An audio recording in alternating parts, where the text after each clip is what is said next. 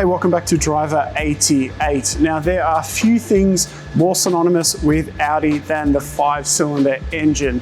It's now been 50 years since they first put a 5-cylinder engine in their cars, all the way back in 1976 in the Audi 100. Since then, of course, most of you will know the huge amount of success that it's had in racing, of course in the 80s with the Quattro, all those championships, and the monster IMSA cars, which won a bunch of championships with those hugely powered 5-cylinder turbo engines. I have been fortunate enough to own two 5-cylinder Audis, an 8V RS3 and an 8Y RS3, and recently Audi has released the 8Y update, the facelift, the 8Y.5. So we've got one today in incredibly bright green. I'm going to compare it to my old car.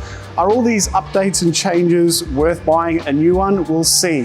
What I do know is that sadly, this amazing sounding 5-cylinder is being choked to death by Euro emissions and particulate filters, etc., etc. We're not sure if the 5-cylinder potentially is going to finish its entire generation and lifespan very soon.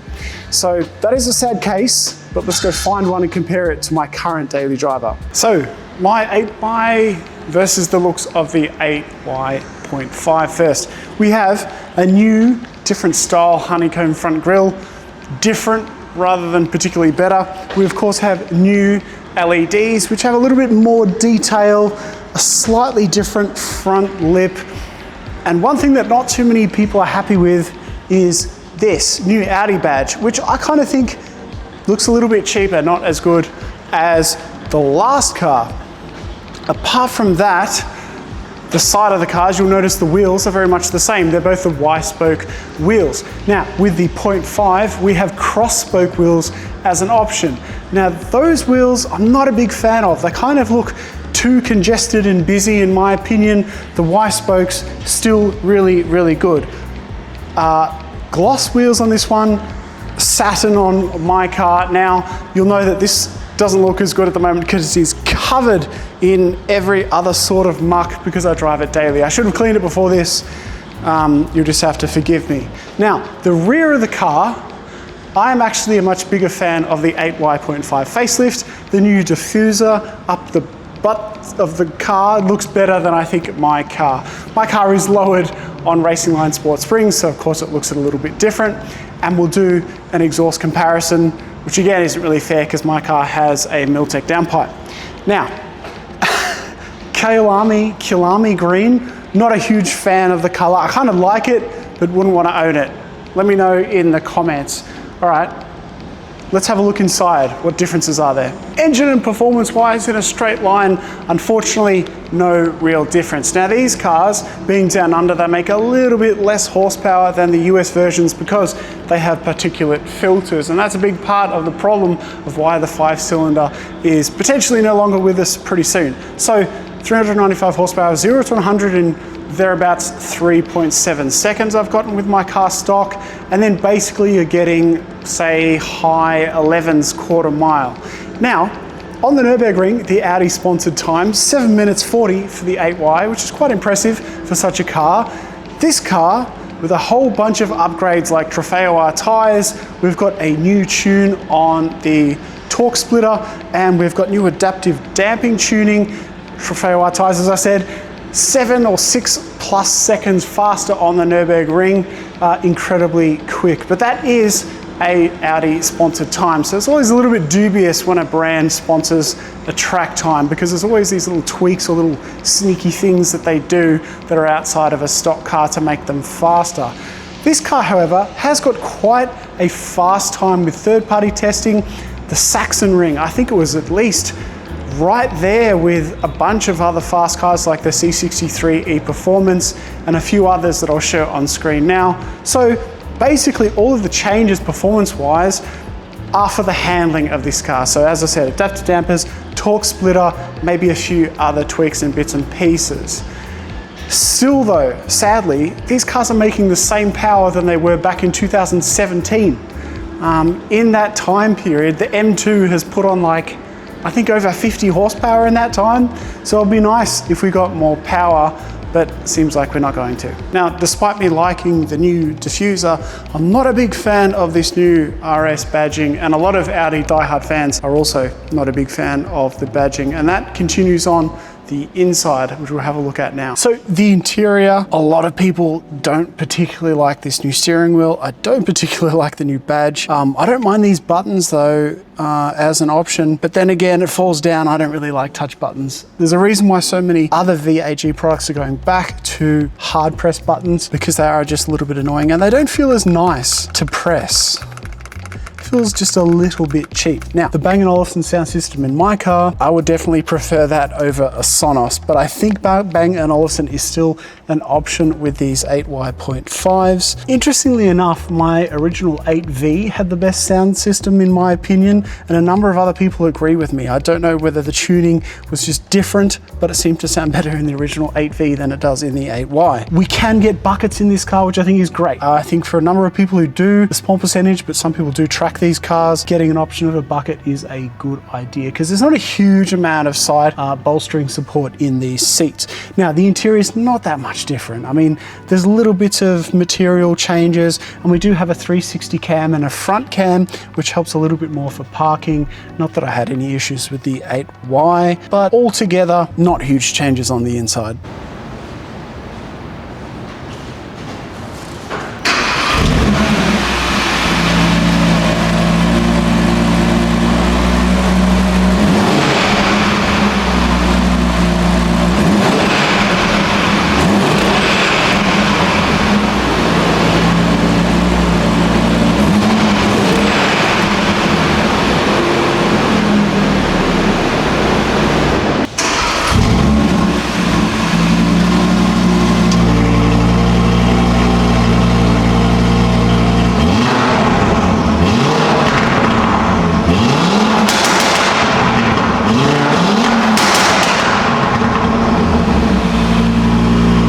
So obviously I'm cheating in here because I have a Miltec downpipe. Now, I promise I didn't ask for the pop and bang tune. With the newest ECU, my mech just left that on the file. So I want to turn that off because I don't like that fake BS. I just like engine sound. But if you want to have the real engine sound, I definitely recommend some sort of downpipe, because the difference in sound is huge. Also, of course, you can rev it beyond 4,000 RPM.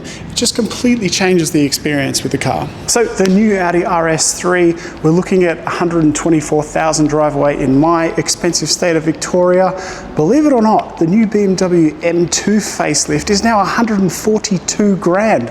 So $20,000 more expensive than this, but it has had quite a bigger power bump. If you're after a very, very lightly used version of one of these, our friends at Cavallo Prestige can help you out. I'll put a link in the comment section. Now, of course, unfortunately, these cars haven't gotten any faster in 7 years or so in a straight line. They're not slow, even still for today's standards though. And of course, still just so quiet compared to the 8V. It still sounds nice, but just it's too muffled and controlled.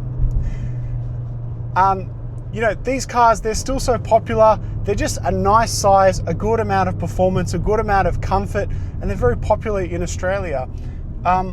They do sort of have this kind of tuner drag race type image, which has come on over the last few years, but I personally like it for a daily driver, for just the overall package that it offers. It's a mixture of decent looks, but not too crazy, nice interior, nice amount of options, and a decent amount of performance. And that's why I just wish that Audi had sort of pushed the game on from a straight line perspective to catch up to some of the other German cars. Now, these RS3s are one of those cars that just massively benefits from just a few mods. You don't have to go crazy, just that the car comes so much more alive with just, say, a tune and intake and an intercooler, or just a downpipe and an intake, etc. And then you get such a big benefit in the experience from the sound responsiveness.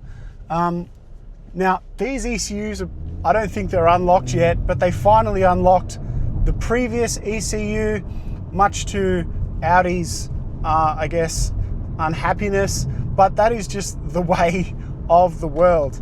Now, I don't think a lot of customers are going to find a huge difference between this one and the 8Y, but I do feel this car, it does feel just that little bit eager to turn in.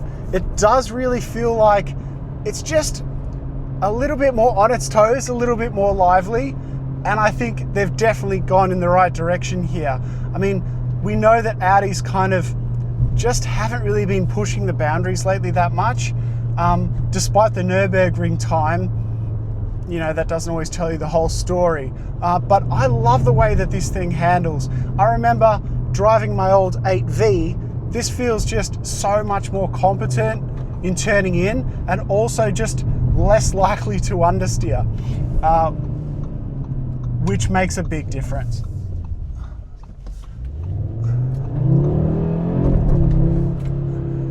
You know, these engines, I love them, I love the sound, but you know, unlike the EA888 of the sort of Volkswagen Auto Group, they do take a bit of stabbing at the pedal. So you want to keep the revs high, and it just takes a little while to get up and going. So keep the revs up high, keep it in the torque band, and it's far more entertaining. But that initial like response is just not as that of like a Golf R, even though this has obviously more power.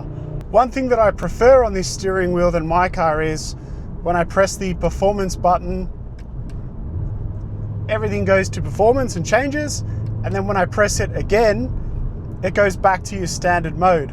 Whereas unless I'm going crazy with my car, you have to cycle through all the modes to get back to your original mode that you're on before, rather than just one press, which seems like a convenience. So to quickly sum up my thoughts after owning the last two RS3s and then driving the 8Y.5, these updates and changes, look, it's a midlife sort of facelift, so they're not supposed to be huge, but there's a number of areas in here that I think are actually worse than my old car.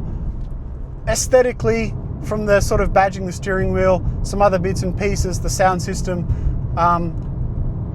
What is a benefit, I think, is having the buckets as an option. That's something that should have been already there. But I'm not massively enticed by this.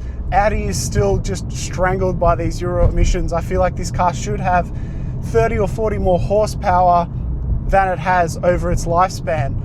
It's still a fantastic car to drive, and I do think that this car most definitely handles better and feels just a little bit more dynamic and reactive to your inputs, particularly mid-corner, which I can't really show you. Mid-corner, where you're just all the way up it, it feels far more fun to drive. Okay, not far more, but at least a little bit more fun to drive than my old car. If you're in the market, I don't think you're really missing out on too much if you just get an 8Y. And that's pretty much where it is. I hope that this 5-cylinder continues on. I hope that they somehow find a way to continue to make these glorious sounding things. It's nice to have some uniqueness in the market, because these days just every brand seems to just have the same configuration, the same gearbox, and having the 5-cylinder, you know, it's just nice to have something unique. So this is Driver 88. Let me know if you're in the market for one of these or an 8Y, and why you've made each decision. We'll see you next time, guys.